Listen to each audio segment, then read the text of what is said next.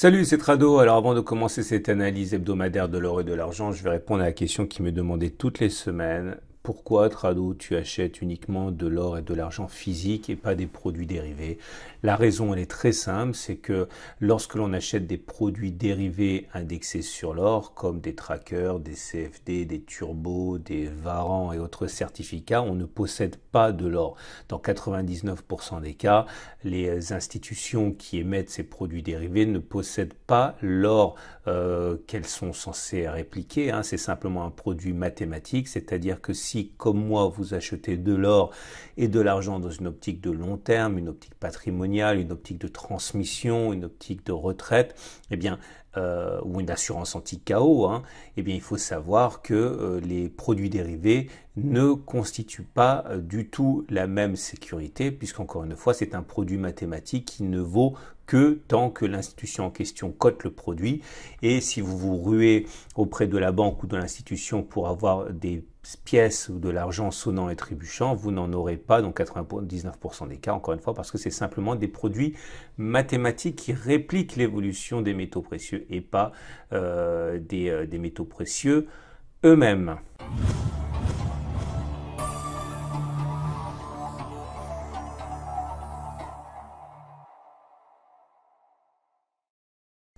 Alors on va commencer par donner l'explication retenue par beaucoup pour expliquer la baisse assez importante qu'on a connue sur l'or et sur l'argent, que ce soit en dollars ou en euros, dans un contexte où les matières premières sont censées, enfin les métaux précieux sont censés être une valeur refuge.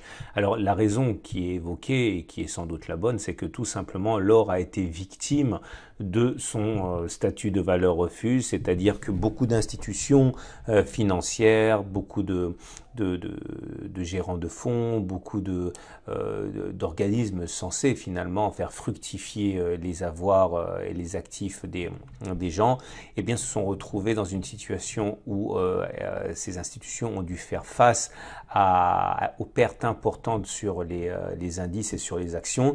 Et pour faire simple, il y a ce qu'on appelle les appels de marge, c'est-à-dire qu'il faut vite trouver du cash.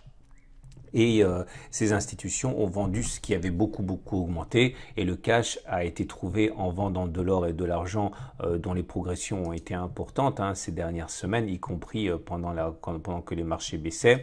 Et par exemple, vous voyez, l'or qui avait pris 20% depuis cette année, eh bien, a servi finalement de réserve de cash.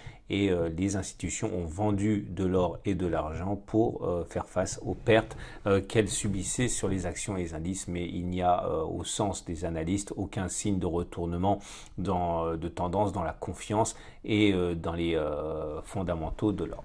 Voilà, on bascule donc sur l'analyse de l'or libellé en euros. C'est très intéressant l'analyse technique parce que je vous avais expliqué, suite aux demandes que vous m'aviez formulées, qu'il était très difficile d'avoir une résistance, un niveau qui pouvait bloquer l'ascension. La seule chose que l'on avait, c'est ce qu'on avait appelé la règle du balancier, c'est-à-dire vous prenez le chemin parcouru avant la résistance, ici, ok, la dernière résistance en date était celle des 1414, on en avait beaucoup parlé en son temps, vous reportez ça par-delà la résistance, donc cette même distance reportée, ça vous donne ceci. Ça vous donnait donc une zone de résistance qui était matérialisable de cette manière-ci. Et vous voyez, c'est typiquement le niveau sur lequel les ventes se sont déclenchées. Donc on est effectivement en mesure maintenant d'acter la présence de cette résistance. Cette résistance, elle est globalement comprise, on va le voir maintenant. Voilà, on va la poser ici, cette résistance. Elle est globalement comprise entre 1561 euros l'once et la zone des 1520 euros l'once à peu près. Ça veut dire pour moi que lorsque l'on franchira cette zone, ok, ce sera pour moi l'occasion de renforcer encore plus. Alors, pour le moment, le mouvement correctif en cours pourrait tout à fait nous amener jusqu'au support des 1387-1414. Ce serait un mouvement très fréquent. On a quand même perdu depuis les plus hauts de cette semaine pour l'instant 7,8%. On pourrait aller chercher facilement à moins 10% ou moins 11%, ce qui serait donc l'opportunité pour certains, j'imagine, de renforcer et d'accumuler. Je ne le ferai pas moi, tout simplement parce que j'ai déjà accumulé lorsque l'on a franchi la zone. Je ne vais pas accumuler 2 fois sur la même zone, c'est pas quelque chose que je fais. Mais pour ceux qui n'ont pas encore accumulé de l'or, j'imagine que ça pourra être une zone assez intéressante. Moi, je l'ai dit, j'accumulerai encore lorsqu'on aura basculé au-delà des 1562. La tendance est toujours clairement haussière. Vous voyez, on est au-dessus de la moyenne mobile à 50 périodes qui monte et au-dessus de la moyenne mobile à 20 semaines qui monte.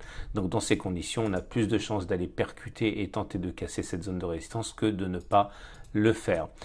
Pour l'or en dollars, c'est un petit peu plus compliqué puisque, comme vous pouvez le voir, la baisse elle est due à la présence de résistance bien réelle et pas hypothétique comme celle qu'on avait tracée pour l'or en euros. On avait la résistance des 1684-1698. Cette résistance, elle figurait sur les graphes depuis un moment. En fait, elle remonte à assez longtemps. Elle est là, cette résistance, vous voyez. C'est la zone qui nous a bloqué en janvier 2013. Cette zone-là, eh bien, elle est celle que l'on retrouve ici, qui nous a bloqué cette semaine. Okay. On avait une autre zone de résistance ici, c'était la zone comprise entre 1655 et 1627. Elle trouve également ses origines très loin, puisque c'est pour le coup en 2012. C'est toujours le même principe. C'était un support, et un support qui est cassé change de polarité statistiquement. Donc c'est devenu une résistance, c'est pour ça que ça nous a bloqué. Et donc du coup, on se retrouve dans une situation où on est venu tester pour l'or en euros, et bien le support tout simplement, le support des 1565-1520. Donc à retenir surtout, c'est que là, nous avons à nouveau, je vais faire un petit peu de ménage, comme ça sera un peu plus simple. Voilà, on va enlever cette zone-là, on va enlever cette zone-là. On va enlever ça. Globalement, ce que je considère, c'est que nous avons actuellement, chaque fois que l'on percute les 1565-1520, une opportunité pour accumuler. Je ne le fais pas moi-même, pas pour les raisons identiques, c'est que voilà, cette zone a déjà fait l'objet pour moi d'une accumulation. Quoique non, en fait, je dis n'importe quoi puisque j'accumule pas de l'or en dollars, j'accumule que de l'or en euros, donc je le ferai pas de toute manière parce que en tant qu'investisseur, je m'intéresse uniquement à l'or en euros. Mais voilà, si j'avais été un investisseur en dollars américains, je l'aurais pas fait non plus parce que j'imagine que j'aurais déjà accumulé sur cette bougie-là. Et la tendance est là aussi haussière, puisqu'on est au-dessus de la moyenne mobile à 20 semaines qui monte, au-dessus de la moyenne mobile à 50 semaines qui monte. Alors justement, si vous voulez acheter de l'or, je vous encourage, comme moi, à passer par mon partenaire aucoffre.com. Une fois que vous êtes sur le site, mon site, vous cliquez sur la bannière au coffre, vous allez arriver sur la page d'accueil et là, plusieurs solutions pour vous. Actuellement, si vous désirez acheter de l'or, eh bien, vous pouvez passer par une des pièces les plus connues qui soient, le Napoléon ici. Vous cliquez sur voir la pièce et vous allez avoir le prix, etc. Vous pouvez le commander. Ou alors, autre solution qui s'offre à vous, c'est de commencer par investir avec des Vera Valor. Alors, qui peut s'acheter en pièces d'une once ou une demi-once. L'avantage de la Vera Valor, c'est qu'elle est dotée d'un flash, d'un code qui derrière la rend beaucoup plus difficilement falsifiable. Donc c'est une pièce de belle taille puisqu'il s'agit d'une once.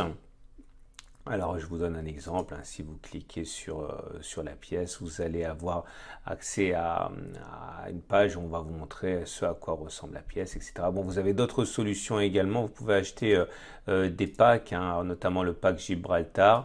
Ça c'est pour ceux qui veulent éventuellement acheter de l'or et de l'argent. Donc là sur le pack Gibraltar, vous avez la possibilité d'acheter une combinaison de pièces en argent et également un ensemble de lingotins d'or d'1 gramme, etc. Vous voyez comment ça fonctionne. Ensuite, vous pouvez la commander, la faire livrer chez vous ou alors la laisser dans les coffres de aucoffre.com afin de pouvoir dormir sur vos 2 oreilles. Voilà, vous avez l'embarras du choix entre les pièces classiques ou alors les pièces de type Vera Valor ou Vera Argent, etc. On va passer maintenant à l'argent, qui est dans une situation complètement comparable, en ce sens qu'on a connu une véritable déculottée pour des raisons que vous comprenez. De toute façon, quand l'or baisse, généralement l'argent baisse encore plus fort.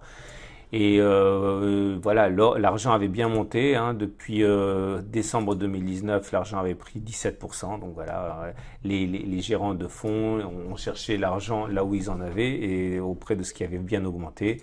Et donc ça nous vaut une décrue de 15%. Ok, c'est colossal. Mais la bonne nouvelle, c'est qu'on est revenu sur une zone de support, les 14,5, 15,1, zone sur laquelle, eh bien, j'imagine certains ont renforcé. Ça n'a pas été mon cas puisque j'ai déjà renforcé il y a quelques semaines ici. Alors le problème, c'est que la tendance est un petit peu fatiguée, hein, la tendance haussière, puisque bon, on est passé en dessous de la moyenne mobile à 20 semaines. Heureusement, on est toujours au-dessus de la moyenne mobile à 50 semaines qui monte, ce qui est en fait le plus important. Donc la tendance, on va dire, de fond est toujours positive. Par contre, à plus court terme, la baisse importante qu'on a connue a cassé, hein, la dynamique de très court terme en entraînant, hein, une pente négative sur la moyenne mobile à 20 jours. Mais en tout cas, vous l'avez compris, hein, pour certains, c'est une opportunité. Il y en aura d'autres, hein, si les cours descendent davantage. Je vous rappelle que ma méthode repose sur des achats successifs, nombreux, par petite quantité. Sur chaque retour support ou sur chaque franchissement de résistance, c'est ce que j'applique depuis les années 2000. On va terminer avec l'argent, mais cette fois en dollars, avec, vous imaginez, un constat quand même assez similaire, vous allez voir. On a connu une baisse importante. Cette baisse nous a permis de revenir là aussi, hein, sur une zone de support, hein, la zone de support des 16,517,3 $, qui nous avait déjà préservé de la baisse auparavant. Là aussi, hein, l'attaque n'a pas eu lieu à un moment fortuit, hein, puisque c'est sur la résistance 18,4, 19,7 qui existe depuis des mois. Nous avons une situation où la tendance de fond donnée par la moyenne mobile à 50 périodes est toujours haussière. On est au-dessus, donc ça va. Par contre, là aussi, la moyenne mobile à 20 périodes a été cassée. Donc, on est sur une zone d'accumulation rationnelle. Là aussi, hein, bon, j'investis pas d'argent en dollars, j'investis qu'en euros, vous l'avez compris. Donc, je ne renforcerai pas sur ces niveaux en dollars. Mais en tout cas, si j'avais pas déjà renforcé sur ces niveaux pour l'argent en euros, je le ferai, puisqu'on est sur des supports également pour l'argent libellé en euros. Voilà, c'est une excellente semaine. Je vous rappelle que si vous voulez passer à l'achat et acheter de l'or et de l'argent physique, parce que ça correspond à votre stratégie de long terme, eh bien, vous pouvez passer par mon partenaire au coffre.com et découvrir son offre en cliquant sur le lien juste en dessous de la vidéo. Je vous donne rendez-vous en milieu de semaine pour une analyse de court terme de l'or et de l'argent.